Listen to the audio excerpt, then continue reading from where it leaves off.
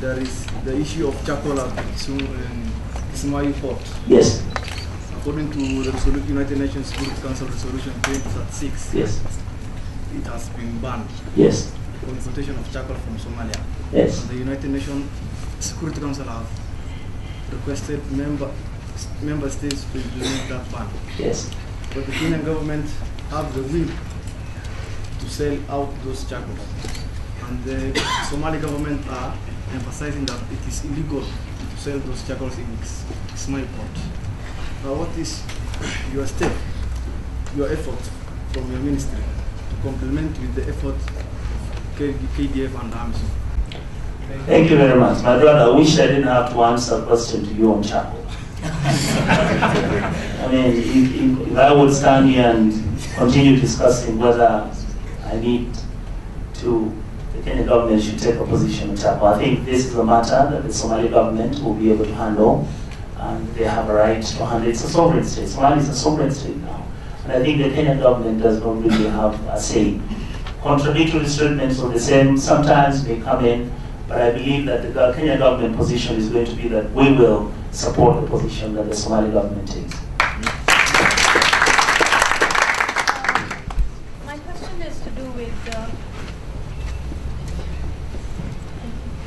question is to do with recently there have been many media reports about ever since KDF washed out, sent away or Yes. did away with Al-Shabaab in Ismail.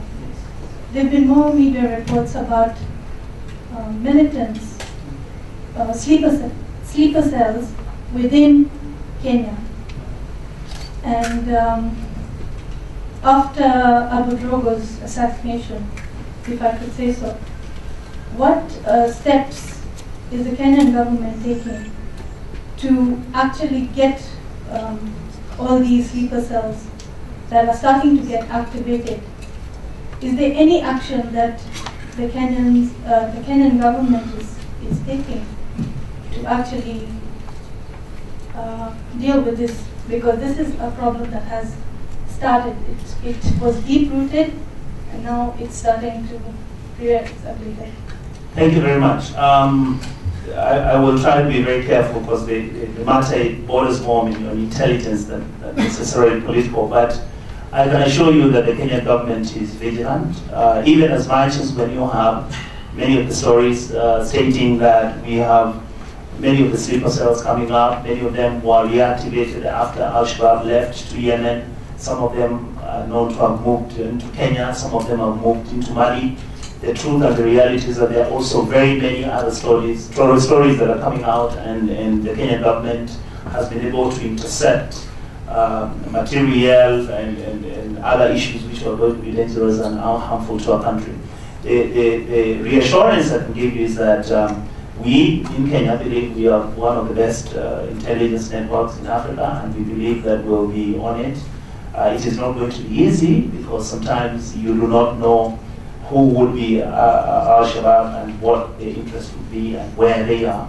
But I can assure you that the government is on top of it. Yes. Thank you very much. Mr. Deputy Prime Minister, thank you for being us. First of all, we have witnessed and seen a lot of terror operations in this country since Kenya have took over Somali. And I would like to ask our ministry, whenever a terror activity is conducted here in Kenya, the first victims are Somali community. And if we give a closer examination of who conducted it are non-Somali communities, could the government please clarify for the people of Kenya that there's difference between the guys who are conducting and also the Al-Shabaab and the Somali community? Thank you. Thank you very much. That issue has been discussed at high levels within the Kenyan government, the Ministry of Foreign Affairs, the National Ministry of Internal Security. There has been sometimes a situation whereby we've had to assume that when there is a terror gang activity which has taken place in Nairobi, then you target the obvious target, which is supposed to be a member of the Somali community, both men and women. And this is a matter which the Kenya Human Rights Commission has raised, which has been discussed within the cabinet, where the government of Kenya has decided that any time a terror activity takes place, we have to be much more sensitive, for the simple reason, like I said earlier, that if you find a Kenyan Somali and a Somali, chances are you wouldn't even notice the difference, because these are same people, same blood brothers, same clan, same religion. And as a result, I will agree that mistakes have been made in terms of how do you tackle the issue of terror within Kenya, because this has been a new phenomenon. But even when I've said that, it is critical and important that when a terror activity takes place, if the government has information that the individuals who have been participating in this exercise could most probably be misled, I think it is important that the government go and try to find out whether it is true that this activity took place in Italy. I lived in America, and when I was a student there, you will find that in the Black American neighborhoods where we live, because we couldn't afford better, when somebody was shot in that neighborhood, even when we didn't carry guns, and the police came, we were the first people to be checked. They were moving into our houses. Now the question obviously is this: should they come to where black people live, because most probably the crime happened there, or should they go to a white, secure neighborhood where there are no black people and find out whether those white people are the ones who killed the black guy? So it is a very sensitive and very delicate matter, whereby it is important for us to be sensitive that we do not violate the rights of members of the Somali community, or indeed any Kenyan. And also the facts that we are having now is that many of the young men who have been arrested from Al-Shabaab are not actually the typical, stereotypical Somali Muslim young guy who's going to blow up himself.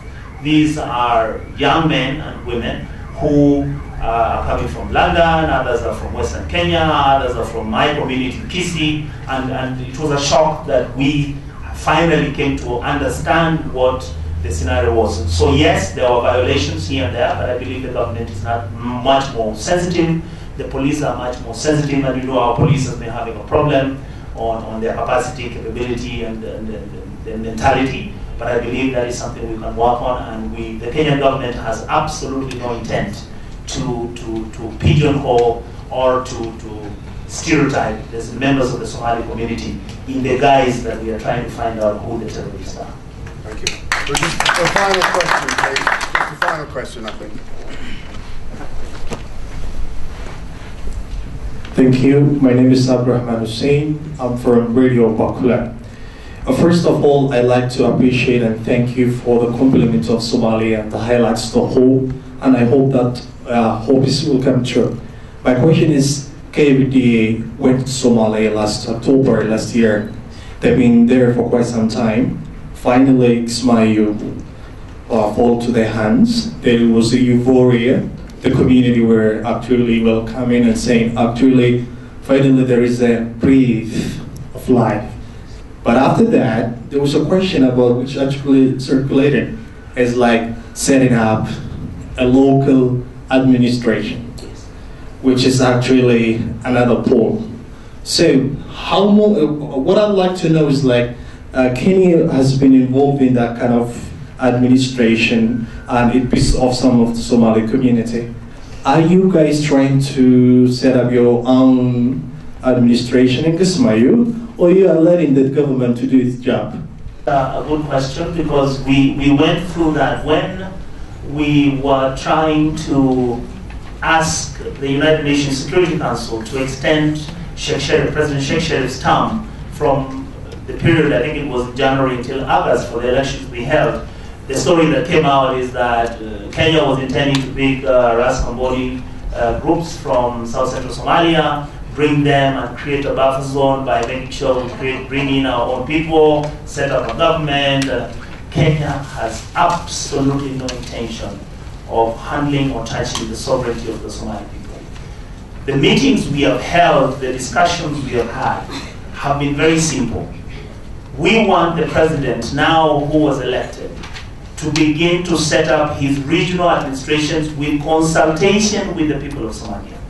Move into all the areas and make sure that you have responsible Somalis who are willing to run their governance from the grassroots all the way to the top. Whatever system you want to set up, whether you're going to be federal, whether you're going to be regional, whether you're going to accept, whatever you do, the constitution is there now and it's very clear and it stipulates how you want to set up these administrations.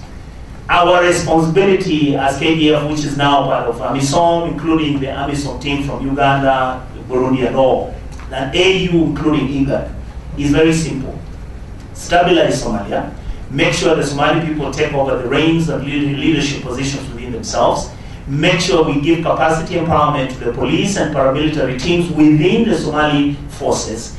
If the Somali people feel they are secure and confident to run their affairs, we will then leave. The simple reason is we are not going to stay there 10 years. We don't intend, in fact, the Kenyan government has spent so much money that we are not even able to have money to conduct elections. Right? Because we are trying to make sure that Somali proceeds. We can't even buy our BBR kids to hold elections. Now, why would we want to stay in Somalia? We don't want. We're going to make sure that the Somali people take over leadership in the country, make sure that you begin to build your nation. Kenya will only support you as a brother. And make sure that for us, our interest is to make sure if Somalia is stable, peaceful, and able to do business, we are ready to do business with the Somali people. Thank you very much.